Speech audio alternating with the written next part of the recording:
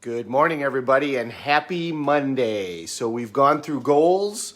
We have gone through how to manage our state, the number one priority. If you're going to accomplish anything in your life, you know that there's a triad of things that you focus on when it's time to manage your state. You look at your physiology, you look at your focus/belief, and then you look at your language. And all of those things are going to dictate what your state is or what your response to something is. So you've got your goals. You know, your number one thing is to manage your state. The better you manage your state, then you can respond in an appropriate way to things. If you manage your state in tough times, you have everything. If you don't manage your state in tough times, then you're not going to have anything. And then the second biggest factor is whoever you surround yourself with, you become. So this idea of beliefs, we've talked a little bit about it. We're going to continue to talk about all of these ideas as we move forward. So remember I talked about Roger Bannister? Roger Bannister was the first guy that ran a 4-minute mile.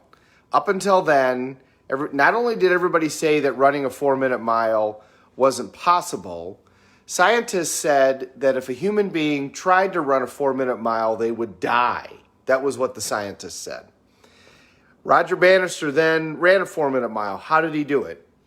He kept envisioning himself crossing the finish line at 3 minutes and 59 seconds and 50 tenths of a second.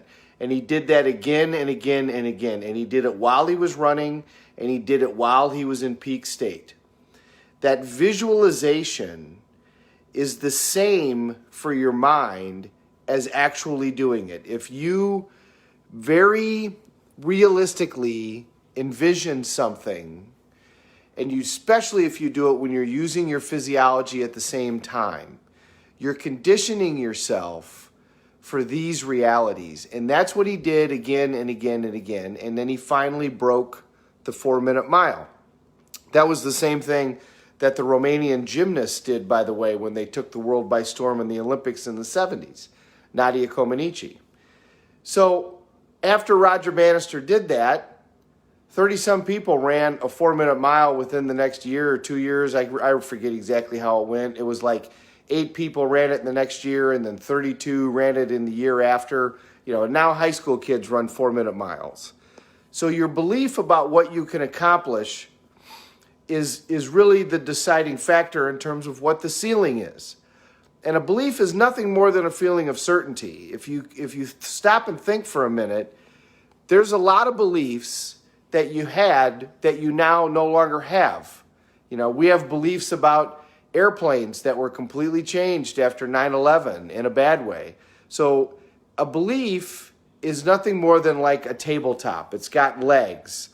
And if the legs get swept, then the table collapses, and the same thing can happen with any belief.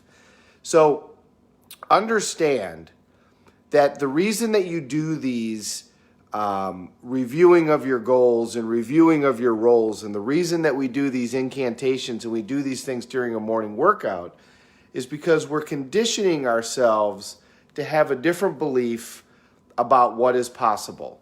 And we've talked about some universal beliefs that can be really helpful. And one of the ones that I've already talked about to you is it's never a lack of resources, it's always a lack of resourcefulness.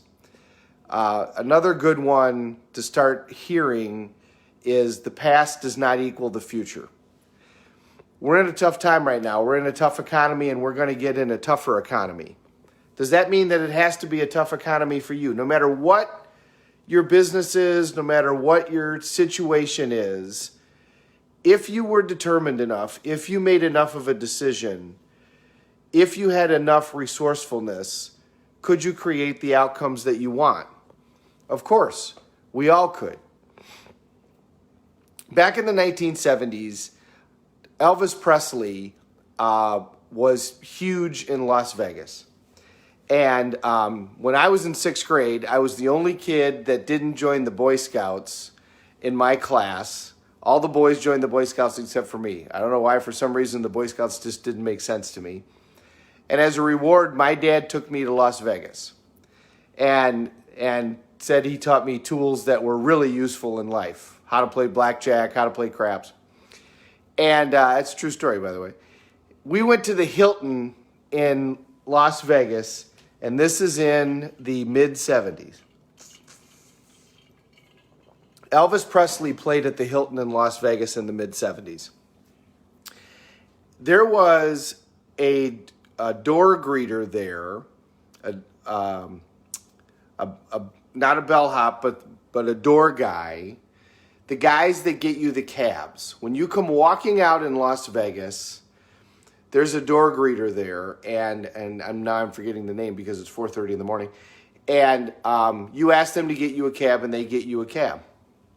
Well, the guy that worked at the Hilton in Las Vegas sought after that job and went and got that job because he had made a decision of what he was going to do as the door greeter at the Hilton. He had tried to get jobs doing other things, and he was unsuccessful.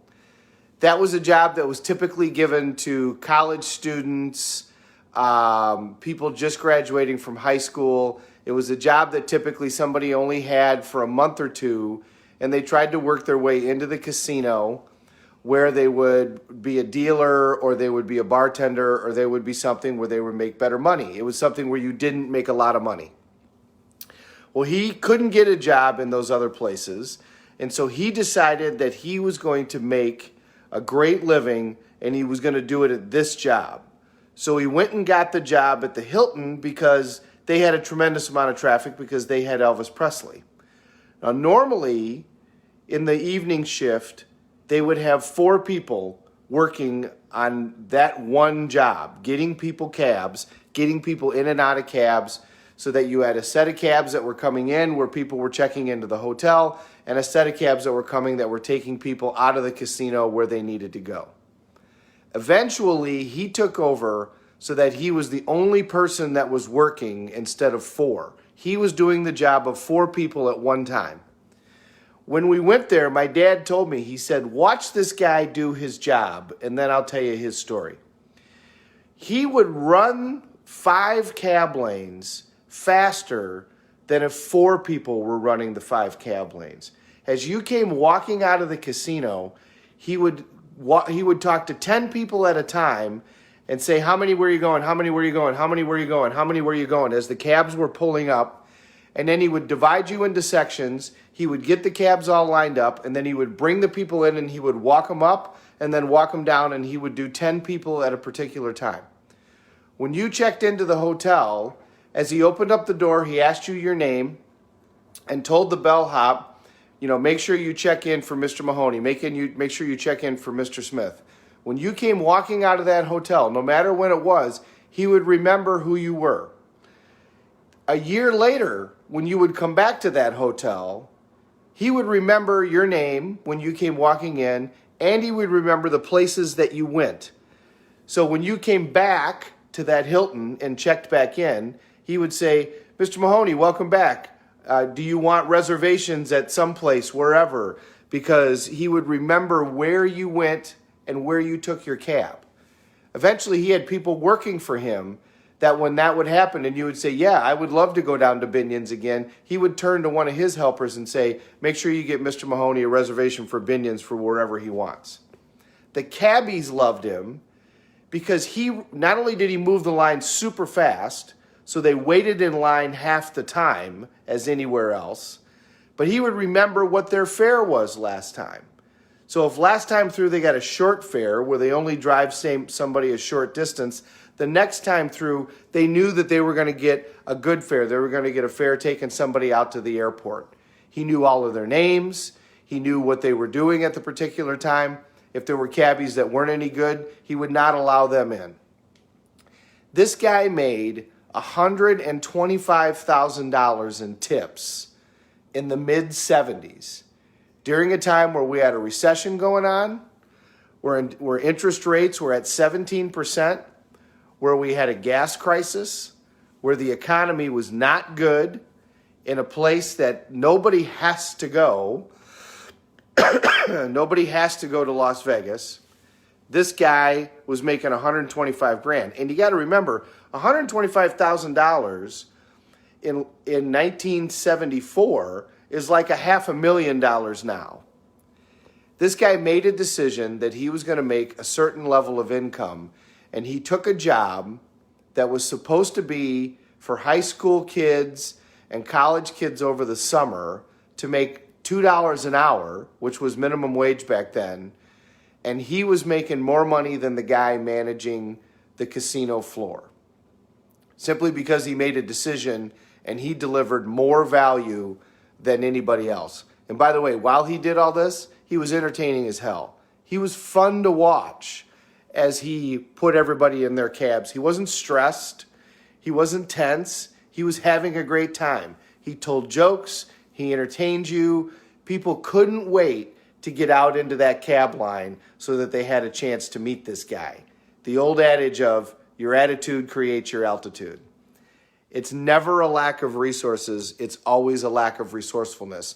And if you make a decision and change your belief about what is in fact possible, then anything else can happen. Walt Disney, my favorite, used to say, it's always fun to do the impossible. It's Monday. In the immortal words of Gordon Gekko at Wall Street, money never sleeps, pal. Go to work. Have a great day, everybody.